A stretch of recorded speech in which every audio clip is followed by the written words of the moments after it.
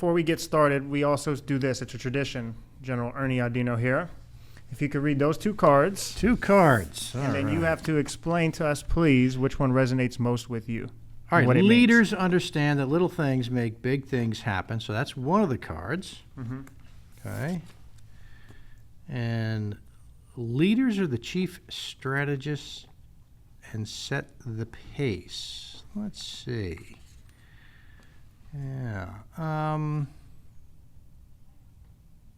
Chief strategist. Yeah, you want, pick one of them? Yeah, pick one Either of them. one. All right. So leaders are the chief strategist, and they set the pace. Okay. Here's how I interpret that. I mean, first, I'm not going to really get into a discussion of strategy. That's another part of it, okay? But if on this card we mean the leader has got to set the overall objective for the team, then I'm good with that, because the leader's got to do that. Teams need to hear their boss come in and say, all right, guys, this is what we got to do and why. Mm-hmm.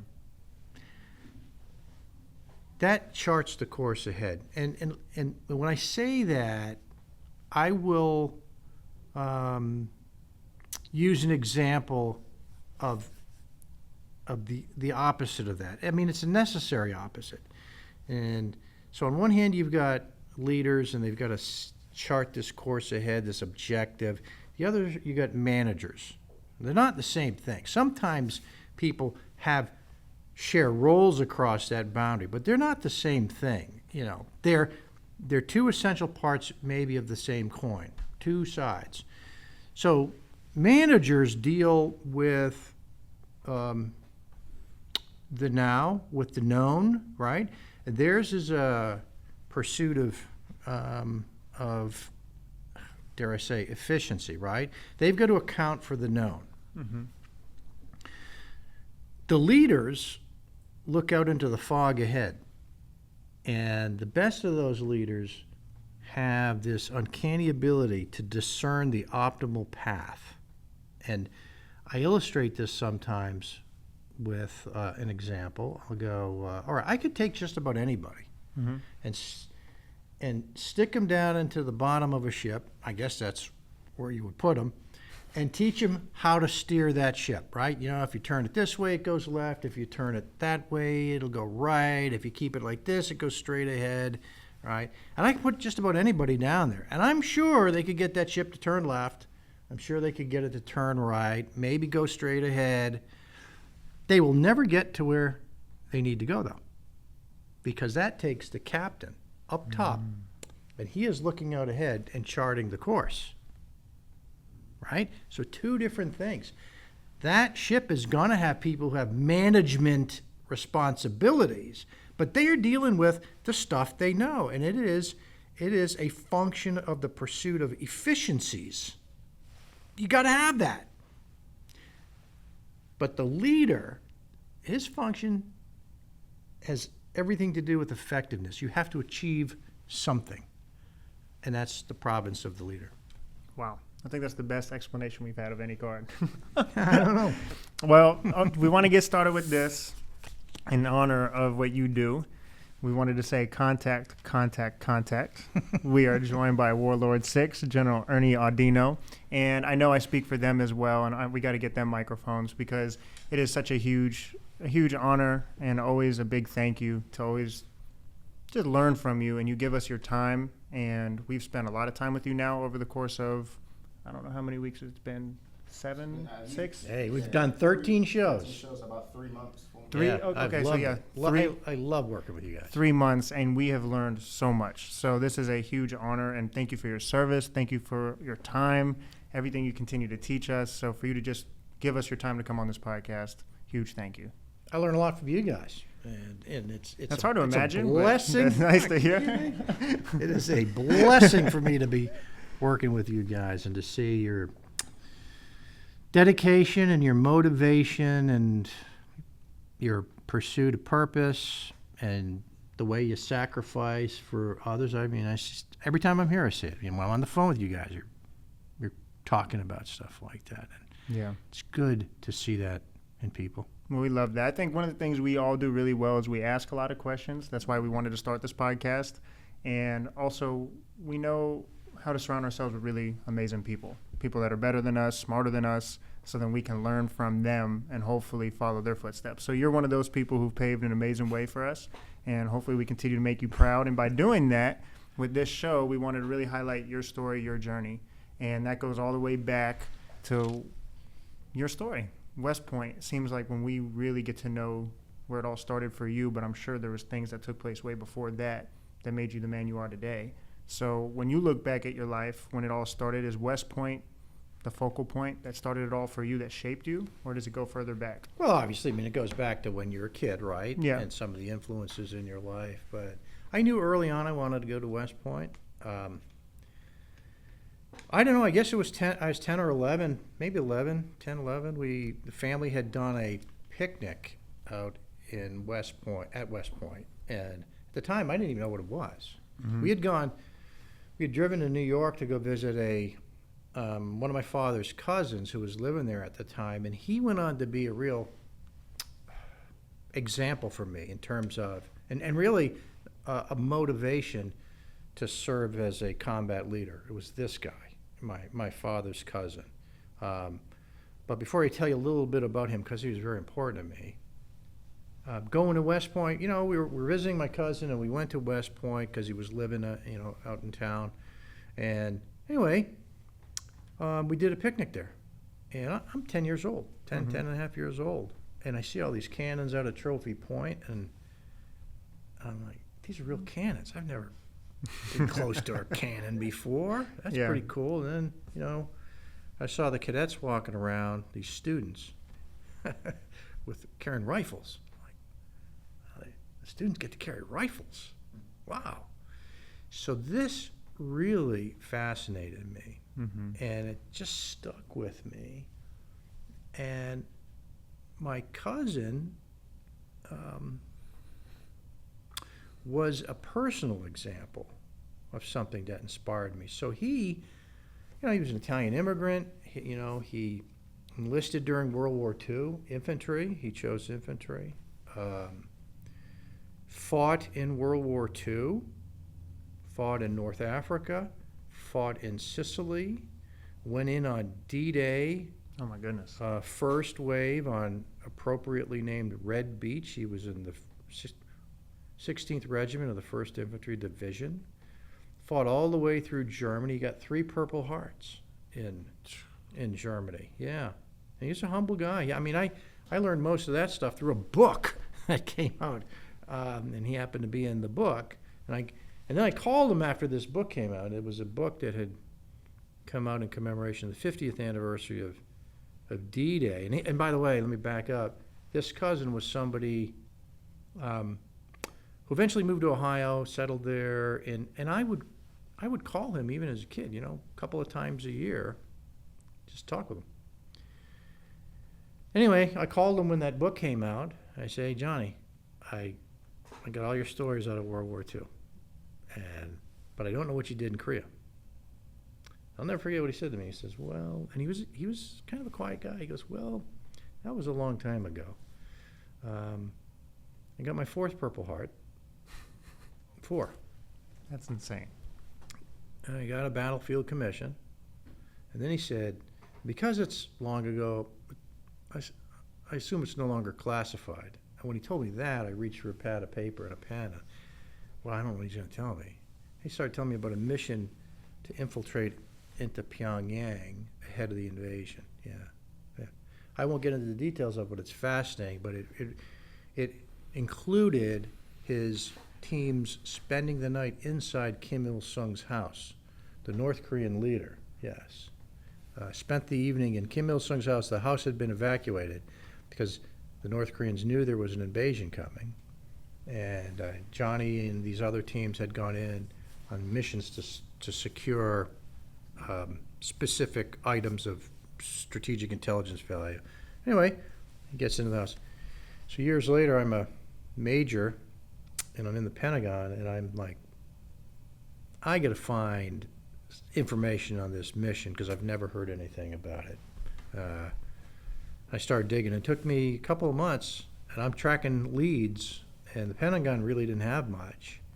Tracking down leads, and lo and behold, I finally get through to the organization, an intelligence organization, that in many ways was the modern successor to the intelligence organization that was involved in this infiltration into Pyongyang. And through these guys, they found a, at the time, recently declassified after-action report on that mission. And as I was speaking to the gentleman on the phone who told me this, and I grabbed a copy of it later, he goes, "Are you sitting down?" I said, "Yeah." And he goes, "Well, get this."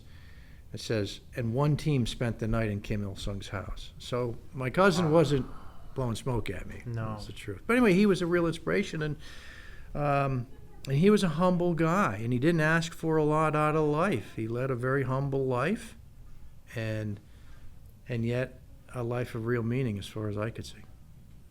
That's incredible. And it seems like the most humble people are the people that are able to do the most extreme things that give us the life that we have today that we don't see, like the freedom that we have. And it's just incredible to hear these stories. My grandfather, I'd be remiss if I didn't mention this, he was a Marine in World War II, and I think he went on all the islands in Japan. And he came back home, and obviously my mom and my Aunt Kathy grew up in the household with someone who's seen extreme things. And he never talked about it, though. Not that I'm aware of. He never would talk about anything that he saw, anything that he did. But when he was, I don't know what made me remember this. I don't think I've ever told you this. On his deathbed, there was like families that came to his deathbed that my mom and Aunt Kathy never knew even existed. And they said, "Oh, he's been taking care of us for years. He saved my father's life. He used to get gas for free because of the people that he saved."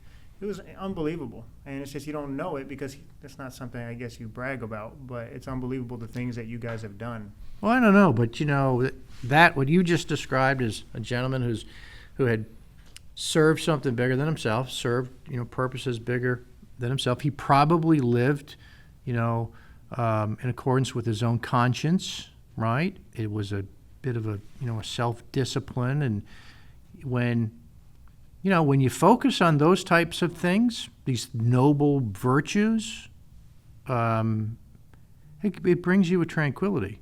Because these are things that you can control these things.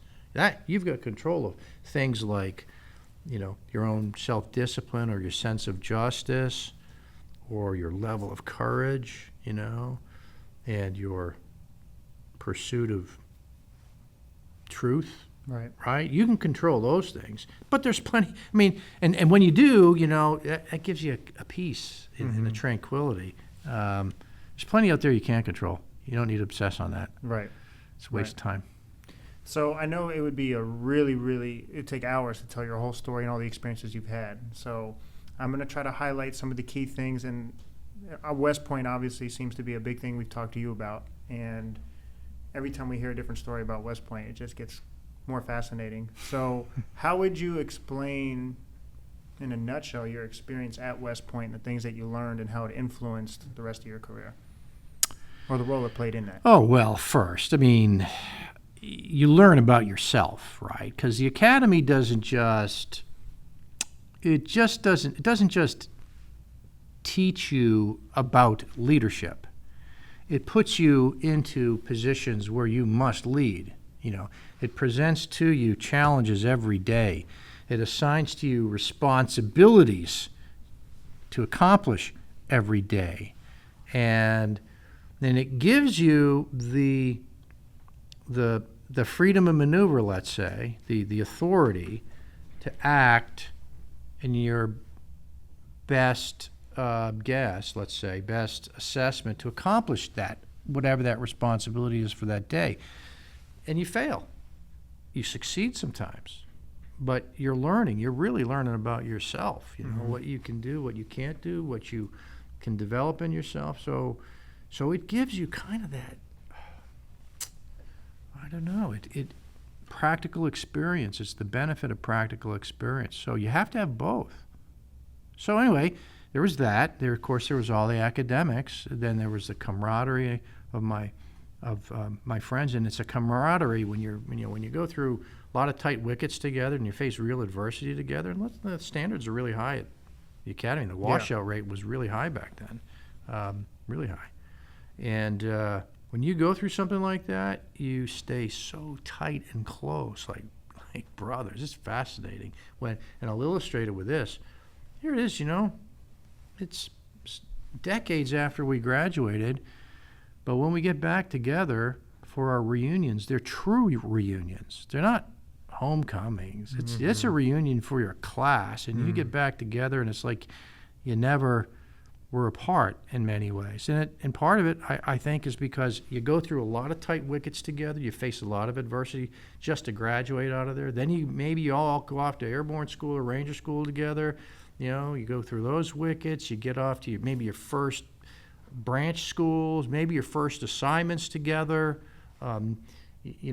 Maybe you've served in combat with each other, other guys. It's not uncommon to serve in each other's weddings, or be godfather to their kids or whatever. It's a bond. So it's like when you get back together, it's like family. It's like the trust you develop, you should have in any good team.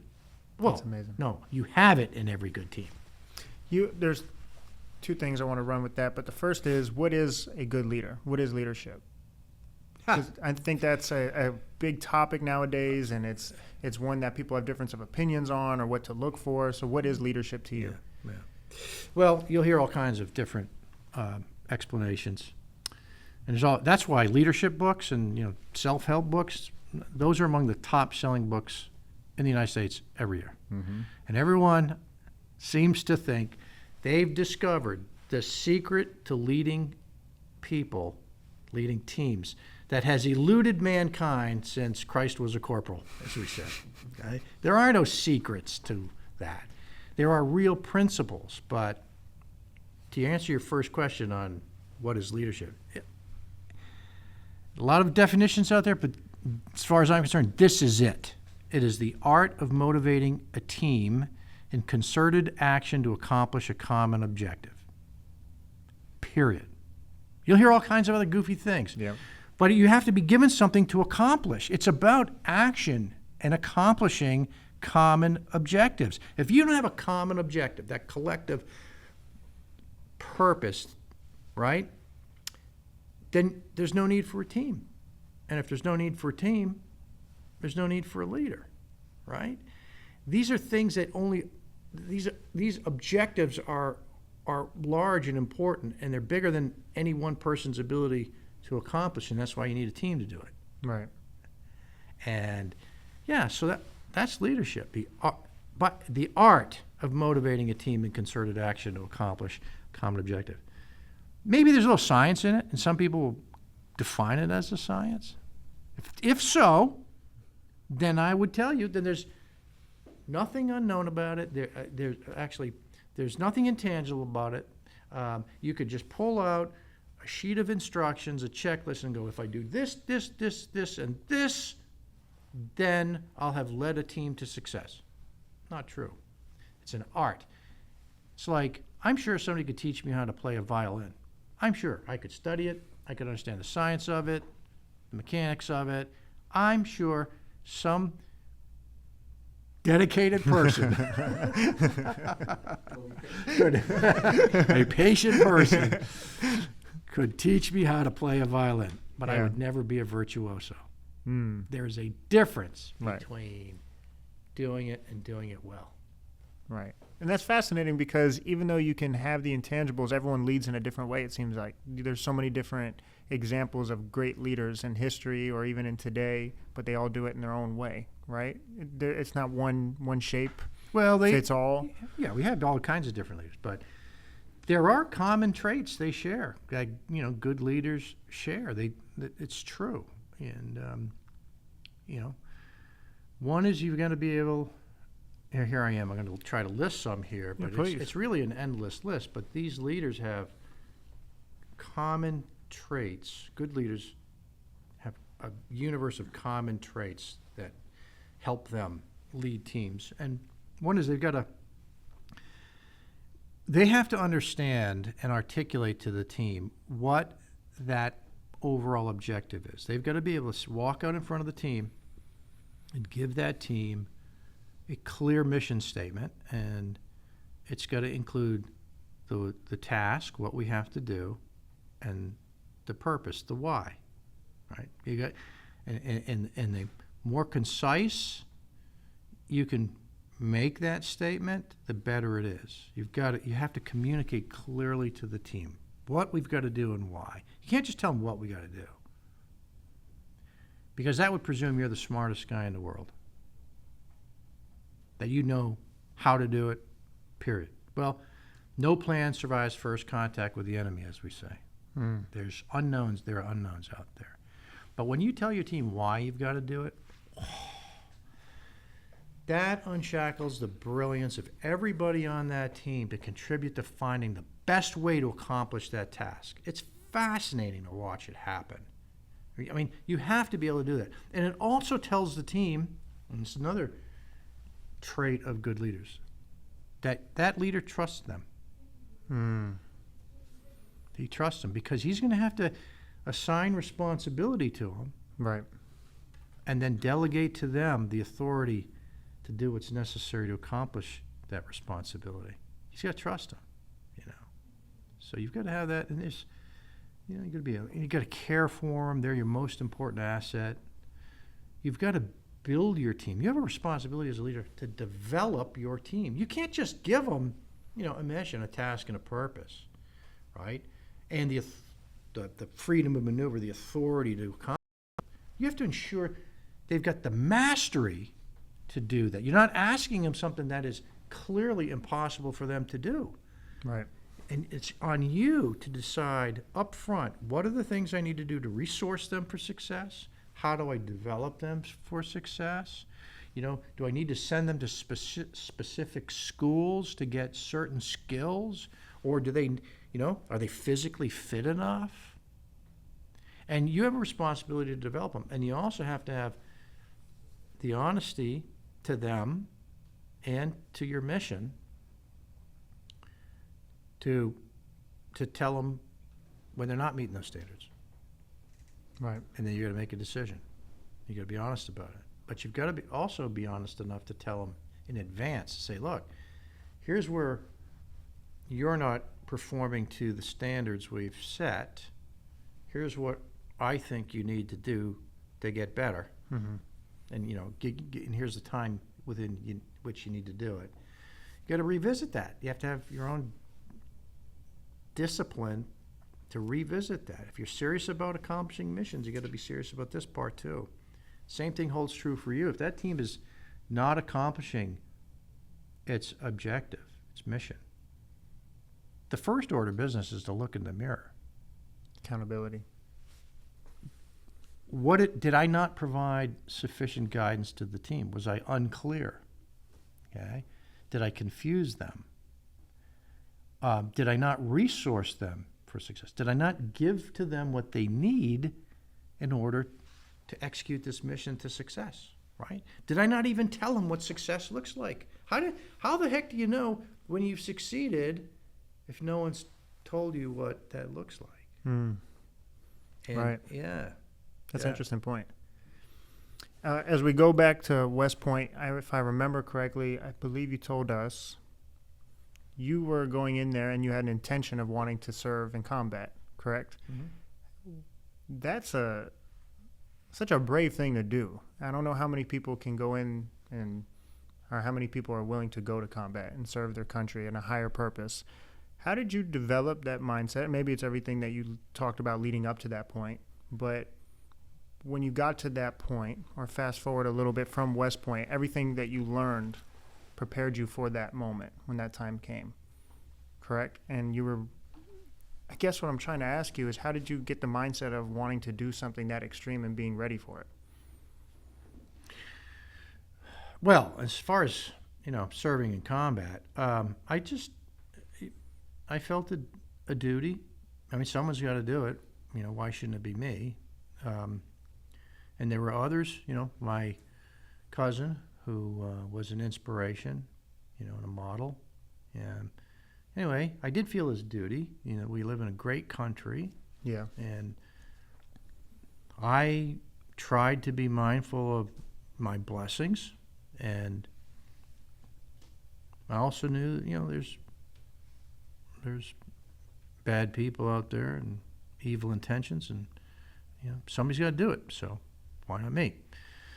You mentioned preparation. Well, because well, let me use the preparation for West Point. Yeah.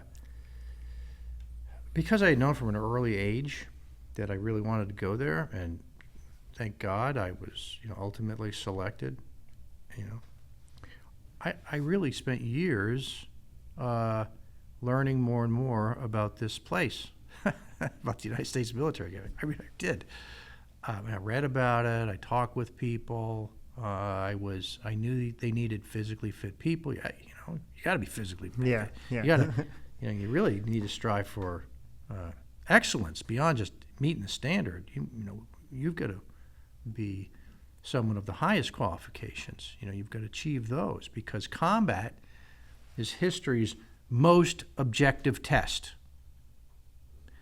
Therefore, it demands armies of the purest meritocracies.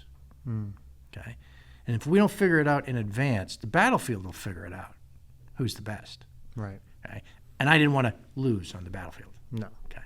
So so anyway, I just naturally felt this need to prepare, and I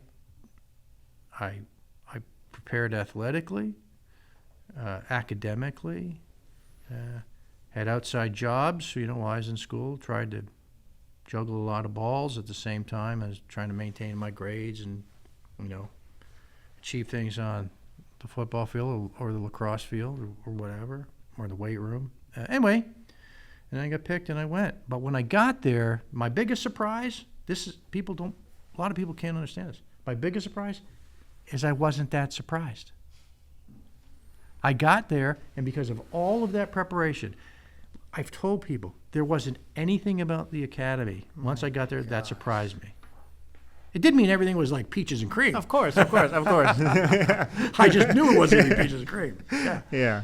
So that's just hard to wrap your mind around. And so I'm probably jumping around a little bit, but just can you fast forward to your time and what you feel comfortable sharing, your time fighting with the Kurdish fighters? And you speak so highly of them and the experience of a lifetime that you had with them. What was that experience like? And if there's any stories you want to tell that you feel comfortable sharing. Well, there are stories about them, right? Yeah. Okay. Because that was your first mission, correct? First combat mission. Yeah, Yes. yeah. I mean, not the first time in an area that was Right. people were Of trying course, to kill of course, us. yeah. Yes, that was Morocco. Yeah.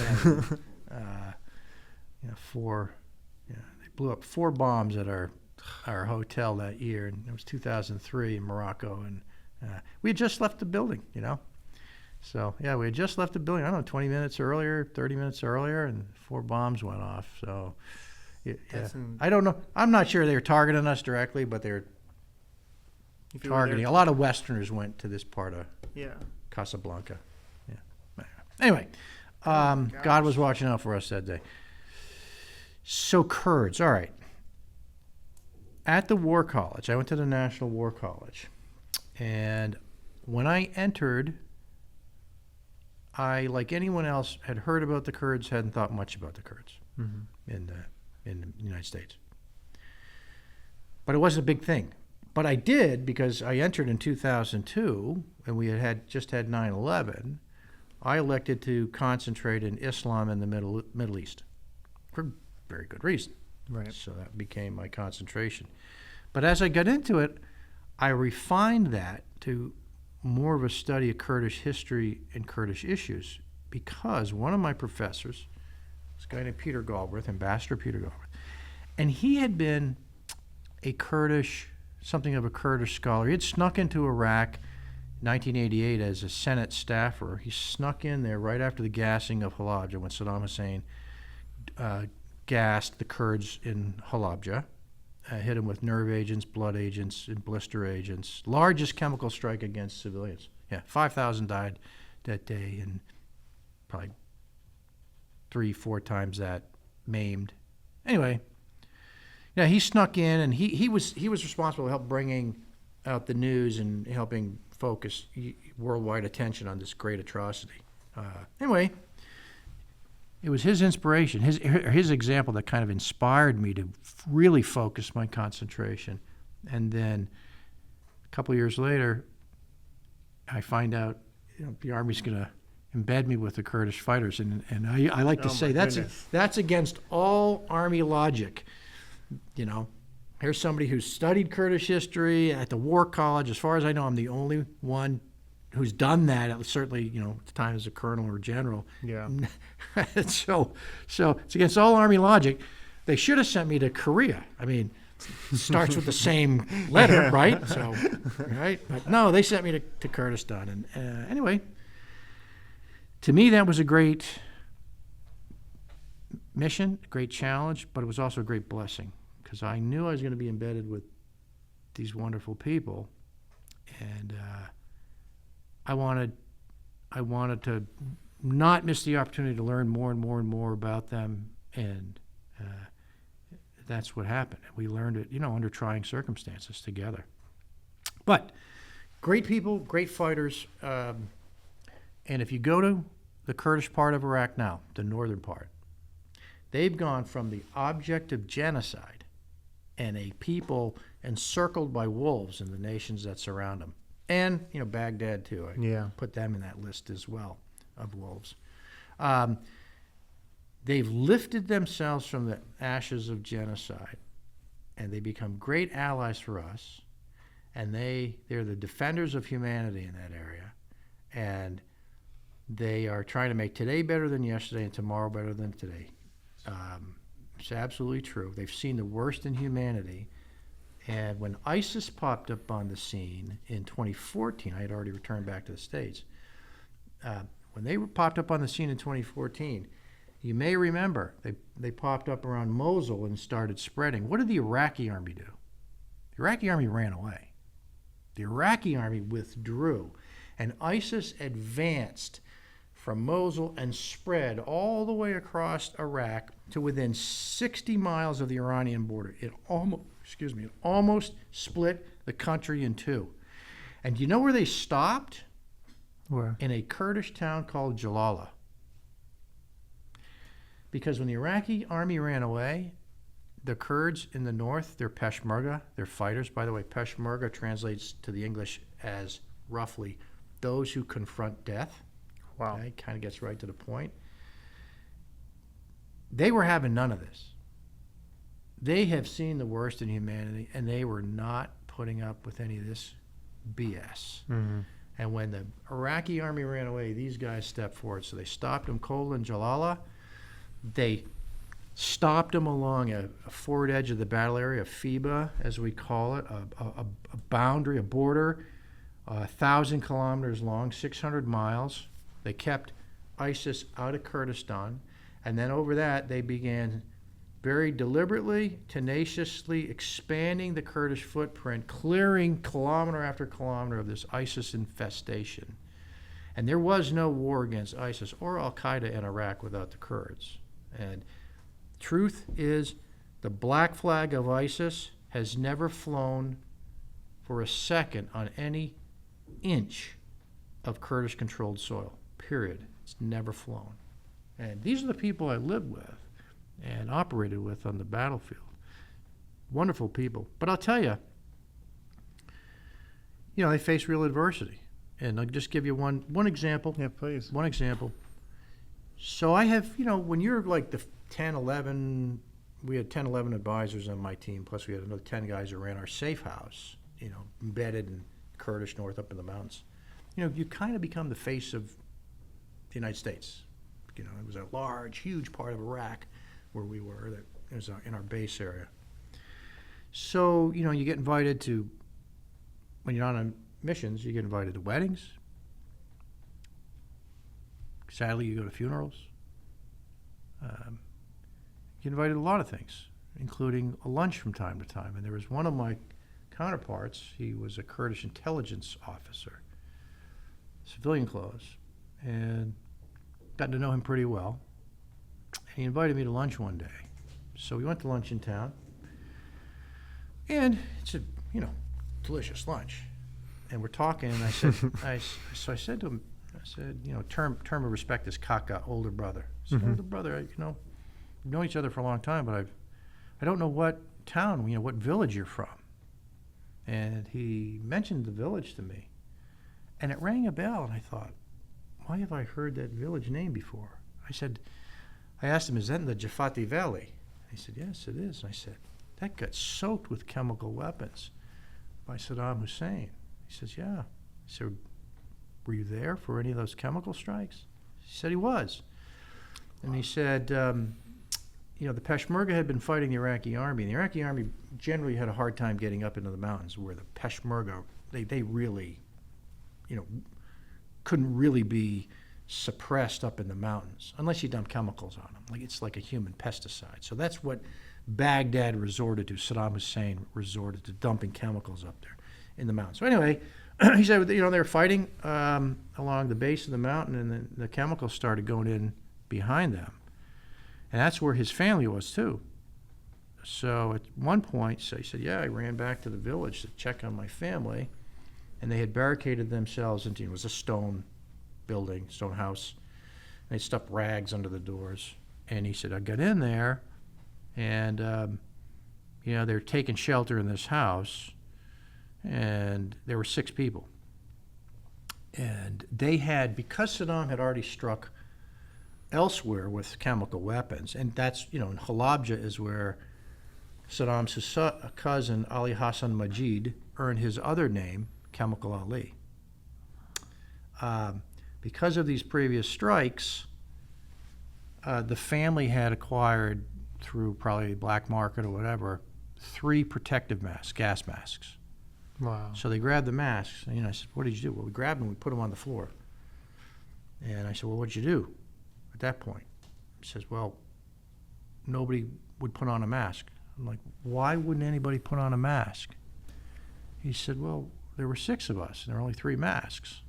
And, if I put one on, it meant maybe my brother wouldn't have one, or my mother wouldn't have one.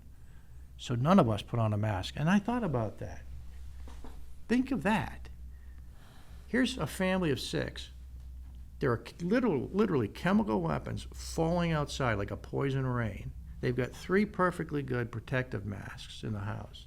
And not a one person would put it on, right? Not a one would put on a mask. And we worry, we complain there's not enough to watch on TV at night when we get home. So that sort of adversity really does something to a people, I think it helps them appreciate humanity more, and it gives them a determination, right, to pursue good and avoid this inhumanity. Anyway, those people I don't even know how to respond to that. I would, if you don't mind me asking, how did that change you? Like, as someone who has seen so many things, and you hear stories like that, and you gain perspectives of so many different people who have been through just insane circumstances that very few can even imagine what that's like. Yeah, just even putting yourself in that room and having to make that decision and knowing what the consequence could be, and you're around that and you hear these stories, what impact and effect did it have on you and your who you are? Yeah, I like to say it changed the second half of my life. I mean, it really did. It made me a better person. And I remember one thing in particular.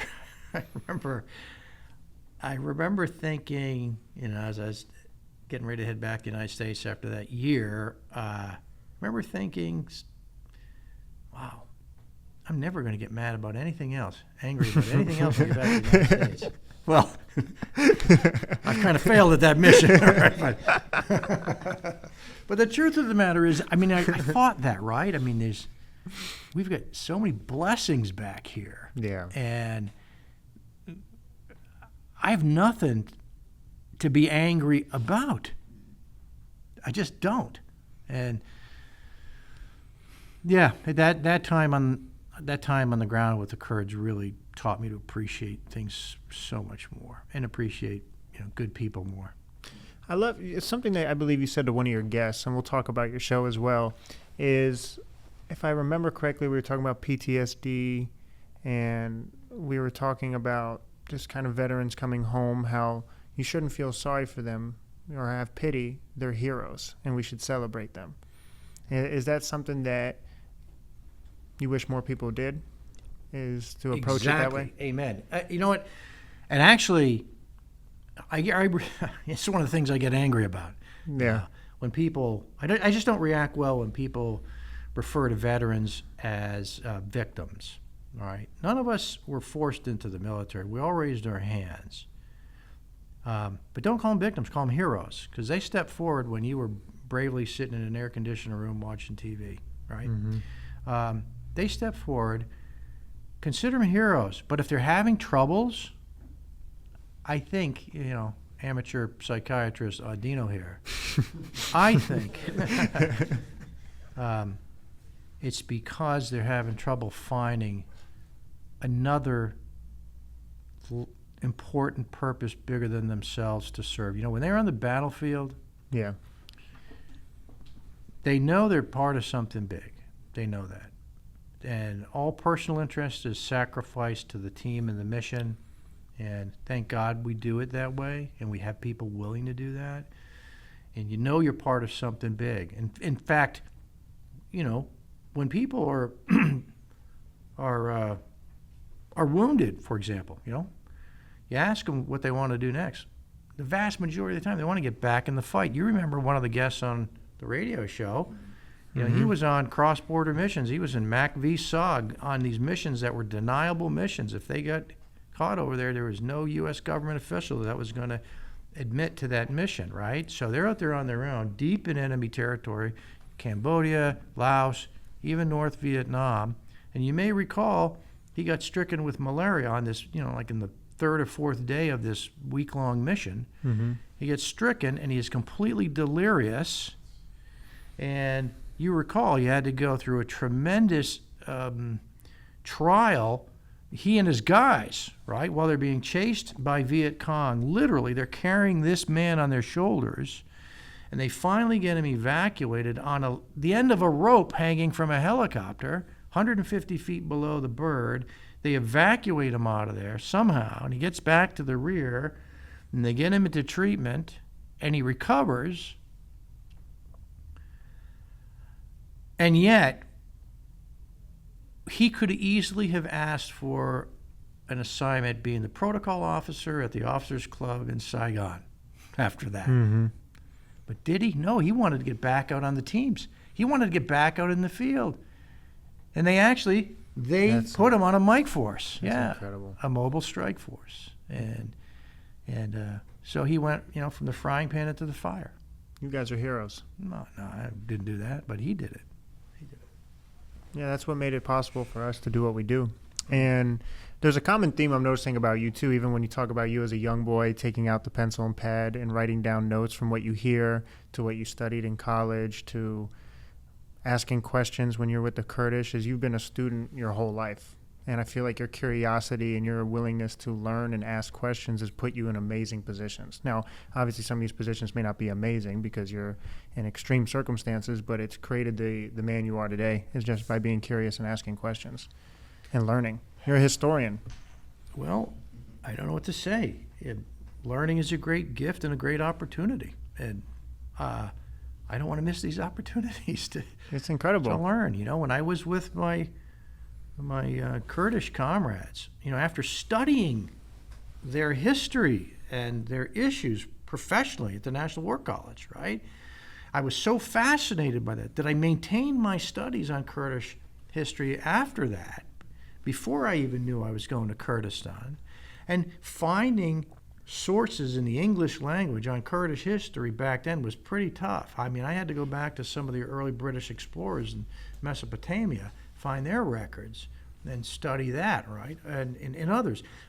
Well, anyway, when I found out I was going to Kurdistan, this was like a gift from heaven. I knew we were going to be doing some tough stuff, but I also knew I'm not missing the opportunity to learn about these people personally, intimately. So I took a voice recorder and I mounted it on my body armor. In addition to the 210 rounds of ammunition, 5.56 I carried, I think I carried another 90-something 9 mil. In addition to obviously the first aid kit and et cetera, and the radios I carried, the backpack I carried with extra water and extra maps, emergency maps. Let's see. In addition to the IED jammer I carried, and the radios and what have you, GPS, I carried this voice recorder. And why was I carrying that voice recorder? Because I was determined to, no matter what Kurds I was with, who, at what level, from line level fighter to general, there at some point we were going to be in between missions, or we are going to be sitting down over lunch or dinner or something. I would pull out that voice recorder and I would set it down, whether it was on the fender of a Humvee or the fender of some cheap Russian Waz Jeep. Believe me, you don't want to ever ride in one of those things. It'll knock the kidneys straight out of you. They're awful. Or on a desk or whatever. I'd set it down and I'd say, Kaka, tell me your story, you know? Tell me about your family history. Tell me about your operations while you're in the Peshmerga, you know? How did you do your reconnaissance against the Ba'athist troops of Saddam Hussein? You know, what were your intelligence sources? How did you evacuate casualties? You know, and these. So my initial questions, incidentally, were more tactical questions, right? About soldiering, you know, about being a guerrilla fighting a standing army. I wanted to learn as much about that as I could from these guys, but their stories became so much deeper than that. They became stories of endurance under chemical weapons, you know, and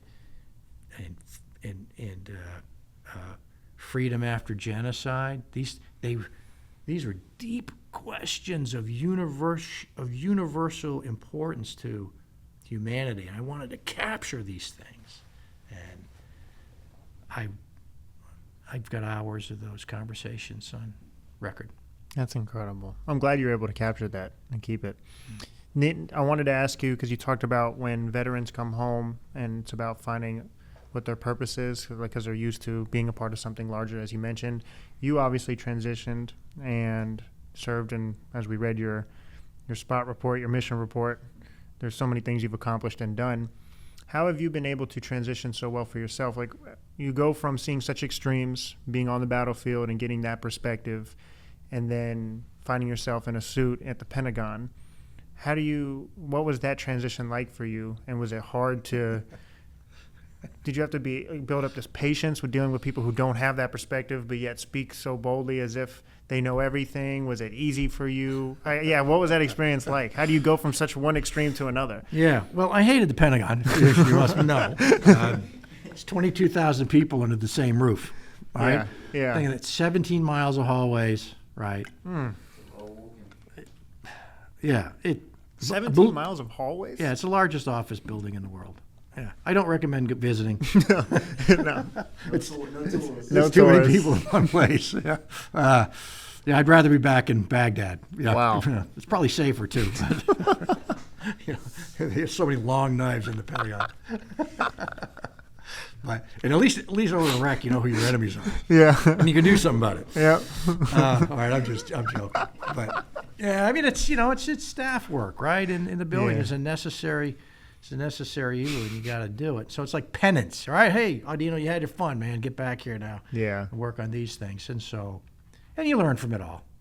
You learn from it all. How did I make the transition? Well, you just got to got after it. You know, I mean, it's not like I had a choice, and my only choice was to control the things I could control. All right, so the Army's going to assign me there. All right, got it. There are things in my life I can control, and those are the things I focused on.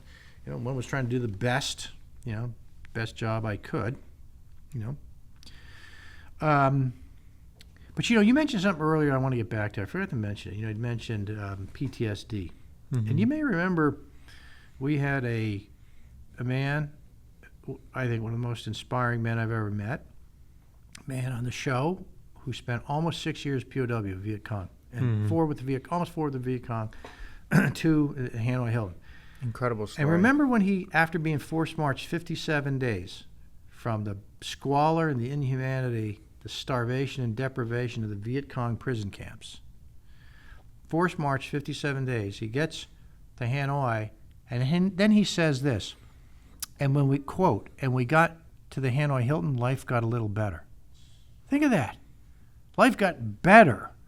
This day today, this gentleman is still practicing medicine, right? And he will be the first to tell you, he doesn't have PTSD. Right? I don't feel like I have PTSD. You know, I don't. I don't. He doesn't. And, you know, a lot of people don't. Sure, people have endured some emotional distress, and some have even received, sadly, you know, brain injuries. Yeah. Right? That's another matter. I think a lot of folks who are struggling, who don't have those overt things, are struggling with a lack of purpose. And that's why I say, treat them like heroes. And if you want to do something for them, help them find a new purpose to serve. Help them do that. Give it to them, right? Yeah. Yeah, give it to them. And the Army gave me these other things, and I didn't have much choice. I had to get on with it. Right. Yeah. Because I know we're coming up here shortly, there's like 3 major things I wanted to ask you.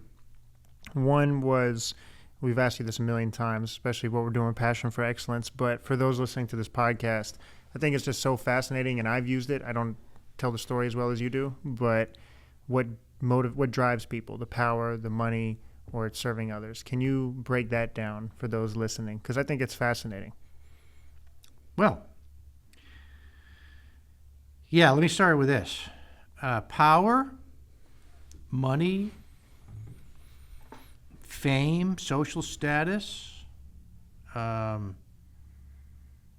those should not be the reasons why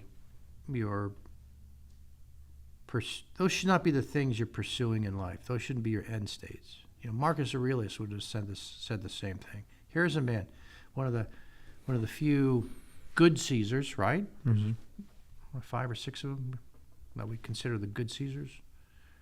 Marcus Aurelius, he had achieved, he was the most powerful man in the world, probably the wealthiest. He had one of the most famous, right, of all time. He didn't care about any of that. That wasn't his pursuit. His pursuit was to serve others, you know, to his greatest capacity, to serve the state. And all these other things happened as second or third order effects. And he didn't say they were bad, but if they're why you're doing something, that's bad. Okay? But if they happen because of these other pursuits, sure, fine, that's okay. Yeah, he's not saying they're inherently bad. Mm-hmm. But they're called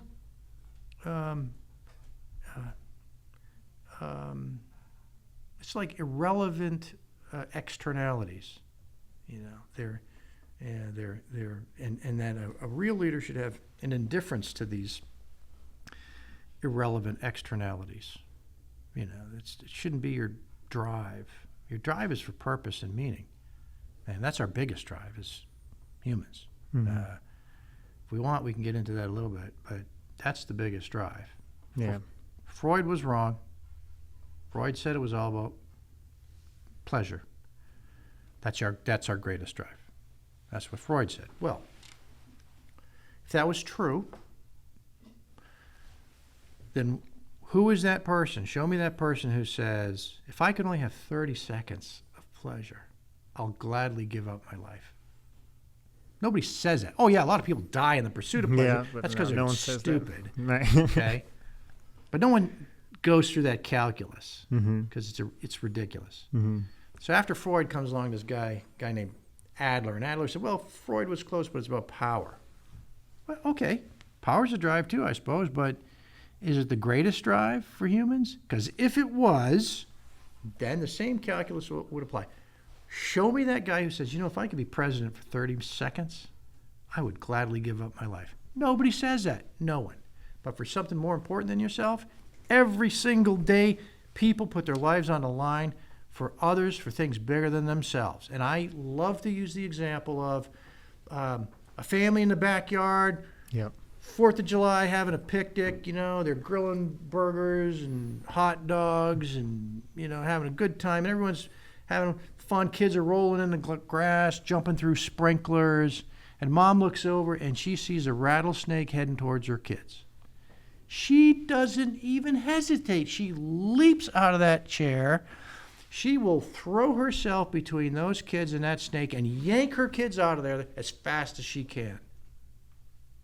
Because those kids are more important than her. Mm-hmm. She put her life on the line for them. People do this every single day. That's why Viktor Frankl is the most important of those 3 authors right there. Frankl wrote Man's Search for Meaning, and he based it on his experience as a POW, as a prisoner in the Nazi death camps. So there's just so much, so it's almost impossible to cram everything in. But it's been one of our favorite parts of the week is just listening to your show.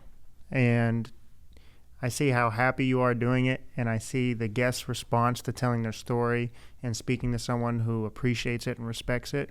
For you, does it feel like such a full circle moment where you're able to just kind of connect the dots a little bit, and you're serving a higher purpose, and you're being able to tell these people's stories who, I mean, some of these stories, not some of them, every week, it's just another incredible story on top of another incredible story, and it offers so much perspective. What has that experience been like for you hosting this show?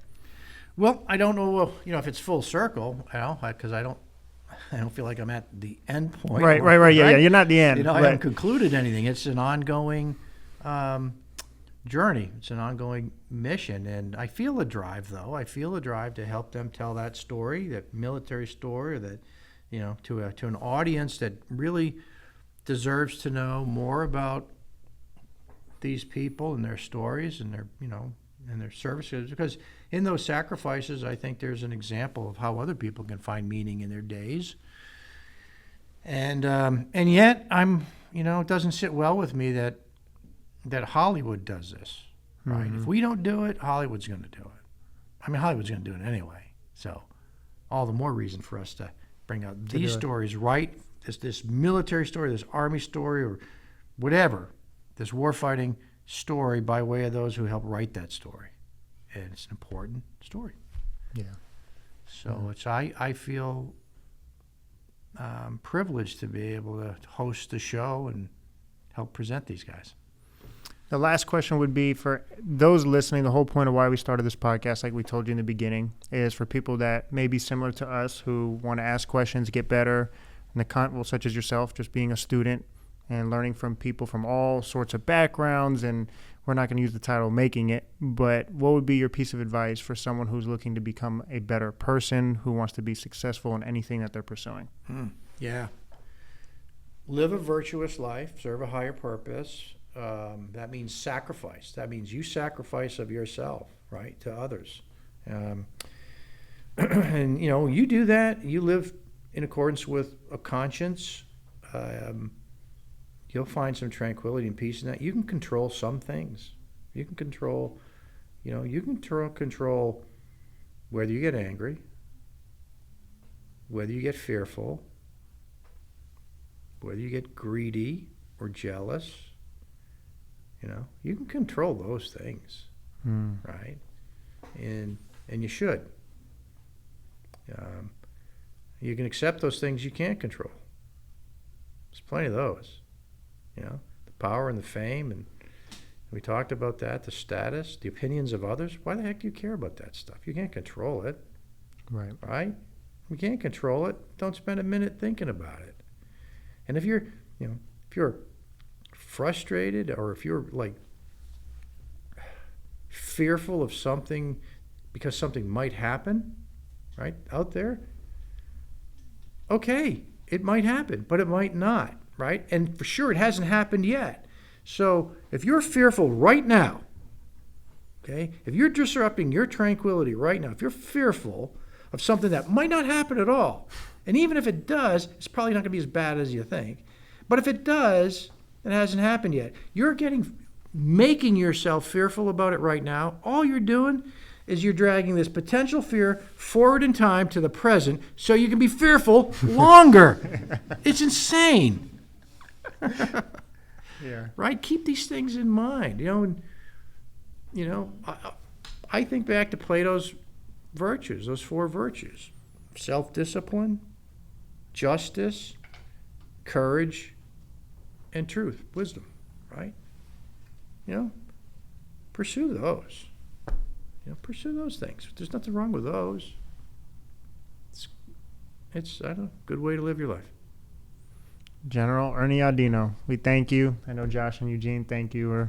It's just an honor. So thank you for coming on the show. No, my privilege. I'm really impressed that you guys are putting something together like this, and you're leading the lives I see you leading. And it's not about you. It's about others.